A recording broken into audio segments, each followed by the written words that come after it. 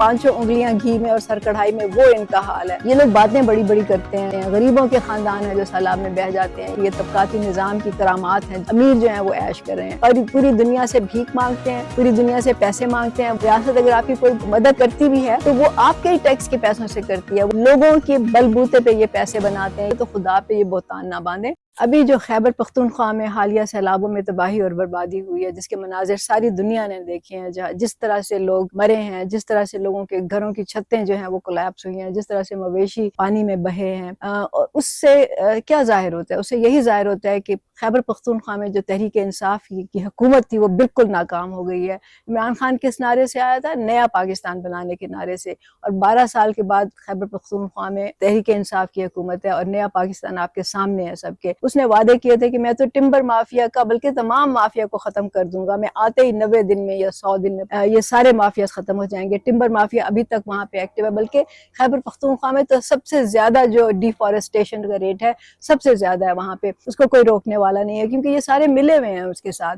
सारों के वो जो कहते हैं ना, पांचों उंगलियां घी में और सर कढ़ाई में, वो इनका हाल है। और अभी गंडापुर ने क्या बयान दिया? उसने ये कहा कि लोगों ने घर जो है वो पानी के रास्ते में बनाए हुए हैं, इसलिए ये इतना नुकसान हुआ है। उससे कोई पूछे कि 50 लाख घर तो तुम लोगों ने कहा था कि हम बना के देंगे, क्या हुए वो 50 लाख घर? कहाँ हैं वो? लोगों के पास जब घर नहीं होंगे तो क्या वो आसमान के नीचे बैठे रहेंगे? क्या वो सड़कों पे अपने खानदानों को लेके बैठे रहेंगे? कुछ ना कुछ तो वो करेंगे ना। अगर तुम्हारा खानदान जो है उसके पास कोई घर ना हो, तुम लोग तो मोहल्लों में रहते हो और तुम कह रहे हो कि ये आम लोगों ने पानी के रास्ते में घर बनाए थे तो कसूर तुम्हारा है। तुमने उनको घर नहीं बना के दिया, तुमने उनको कोई ऐसी सहूलत नहीं दी जिससे वो अपना घर बना सके। तो वो क्या करते? फिर उन्होंने वही किया जो उनको करना था, उन्होंने अपने खानदानों को तो देखना था ना, उन्होंने तो उनकी टेक केयर करनी थी। और फिर तुम लोगों के घरों की बात कर रहे हो, वहां पे जो बड़े बड़ी इमारतें बनी हुई हैं, जो होटल बने हुए हैं, वो क्या उनके रास्ते में नहीं है, पानी के रास्ते में? लेकिन वो तो तुम्हारे जानने वाले होंगे ना, वो लोग होंगे ना जिन्होंने रिश्वतें दे के, पैसे दे के तो ये सारे तामीराती काम कराए हैं। और फिर उन सोसाइटियों का क्या होगा जो तुम लोगों के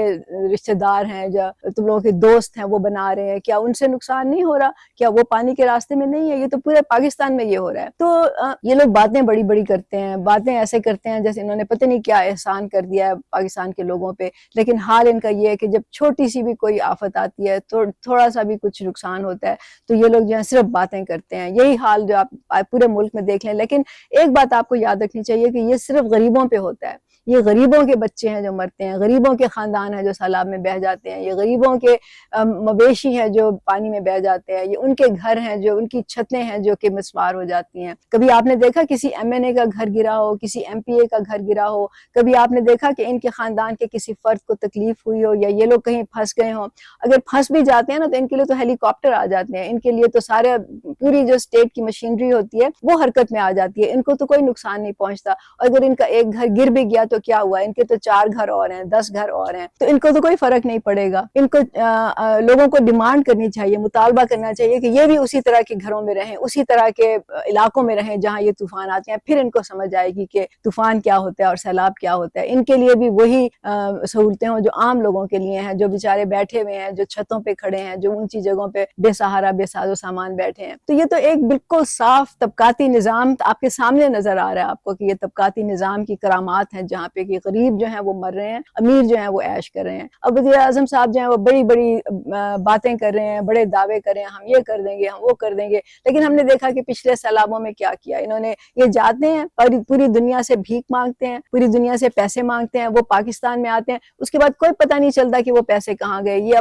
आपस में ही बांट देते हैं। और NGOs के जो करता धरता होते हैं वो भी इन्हीं के अपने रिश्तेदार होते हैं, इनकी अपनी खानदान के लोग होते हैं, इनके अपने दोस्त होते हैं, जो आधा खाते हैं और आधे से कम जो है वो लोगों को देते हैं। तो इनका तो ये निजाम इस तरह से चल रहा है। और मैं आपको बताऊं कि ये सारी दुनिया से जाके पैसा मांगते हैं, सारी दुनिया से डोनेशंस मांगते हैं, लेकिन इनमें से एक एक के पास इतना पैसा है, इतना पैसा है कि अगर ये चाहें तो इस तरह के कई गांव दोबारा से बसा दें, कई बस्तियां बना दें। लेकिन अपनी जेब से तो ये पैसे नहीं खर्च करते ना, ये तो मांग मांग के खर्च करते हैं। और अगर रियासत करती भी है, रियासत अगर आपकी कोई मदद करती भी है तो वो आपके ही टैक्स के पैसों से करती है, वो ये लोग अपनी जेब से नहीं देते। आप इनके इस ख्याल में ना रहें कि ये इतने आपके खैर ख्वाह हैं और इतने हमदर्द हैं और इतना इनके दिल में दर्द है आपके लिए कि अपनी जेब से पैसे देंगे। ये वही टैक्स का पैसा जो आपसे انہوں نے لیا ہوتا ہے وہی جا کے آپ کے جب اس طرح کی کوئی طوفان آتی ہے جو تھوڑی بہت مدد کرتے ہیں تو یہ اس کے ذریعے آپ کی مدد کرتے ہیں. تو آپ لوگوں کو ان باتوں پہ سوچنا چاہیے نا, آپ کیوں نہیں سوچتے ان باتوں پہ.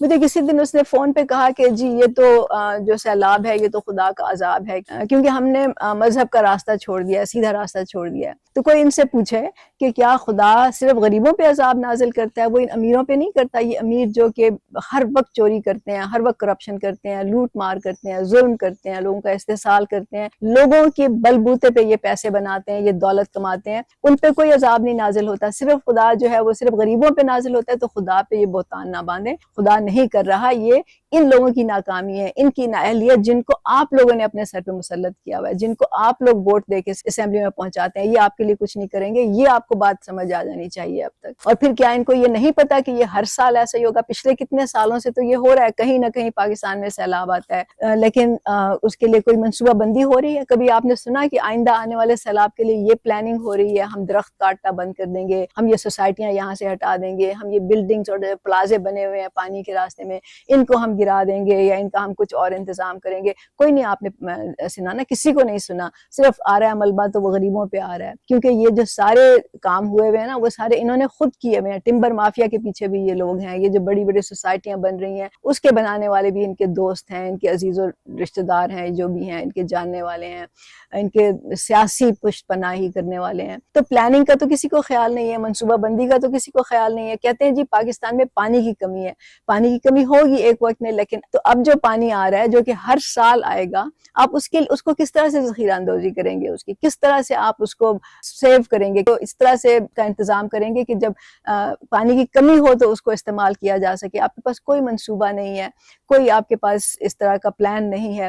پوری دنیا میں سیلاب آتے ہیں نا, لیکن صرف پاکستان ایسا ہے جہاں پہ کہ جانی نقصان جو ہے وہ اتنا زیادہ ہوتا ہے کہ اس کی کوئی حد نہیں ہے.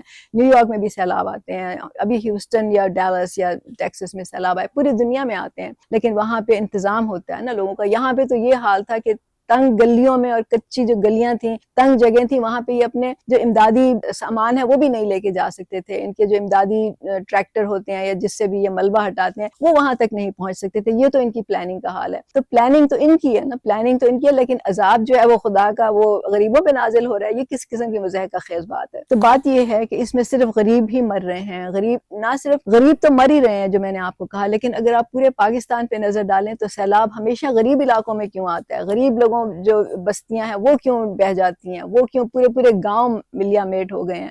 صرف غریبوں کے گاؤں کی ملیا میٹ ہوتے ہیں, امیروں پہ کیوں نہیں آتا؟ تو یہ دیکھیں, یہ جو تضاد ہے, ڈیولپمنٹ جس کو یہ لوگ کہتے ہیں, وہ ڈیولپمنٹ صرف یہ چند علاقوں میں کی ہوئی ہے جہاں یہ اپنی سیاست چمکا سکتے ہیں. یہ ایک سرمایہ داری نظام کا ایک خاصہ ہے کہ یہ جو ان ایون ڈیولپمنٹ ہوتی ہے, جس میں کہ قصبوں کو, گاؤں کو, چھوٹے شہروں کو ڈیولپ نہیں کیا جاتا, تمام تر جو قوت ہوتی ہے وہ بڑے بڑے کچھ جو سینٹرز ہوتے ہیں اس پہ توجہ ہوتی ہے ان کی, جس طرح لاہور ہے. کراچی بیچارے کا تو برا ہی حال ہو گیا, لیکن بہرحال وہاں کی پھر بھی اکانومی بہتر ہے. لیکن وہاں بھی آپ نے دیکھ لیا کہ کیا انتظام ہے. وہاں پہ پیپلز پارٹی کی حکومت ہے سندھ پہ, تو کتنے سالوں سے, دہائیوں سے پیپلز پارٹی کی حکومت ہے. وہاں پہ انہوں نے کیا کارنامے سر انجام دیے. تو یہ سارے کے سارے ملے ہوئے ہیں. آپ لوگ پلیز آپ اب تو سمجھ جائیں کہ یہ لوگ کچھ نہیں کریں گے آپ کے لیے, نہ آپ کے خاندانوں کے لیے, نہ آپ کے مستقبل کے لیے. یہ آپ کے ہاتھ میں ہے. آپ جب تک خود منظم نہیں ہوں گے, خود نہیں اٹھیں گے, برابری پارٹی جو کہ آپ کی پارٹی ہے, جو کہ جواد صاحب نے آپ کے لیے بنائی ہے, جب تک آپ اس کو مضبوط نہیں کریں گے, اس میں شامل ہو کے آپ منظم نہیں ہوں گے, سیکھیں گے نہیں, ہمت نہیں کریں گے, جرأت نہیں کریں گے, تب تک آپ کا یہی حال رہے گا. نہ صرف آپ بلکہ آپ کی آئندہ نسلوں کا بھی یہی حال ہوگا, شاید اس سے بھی بدتر ہو.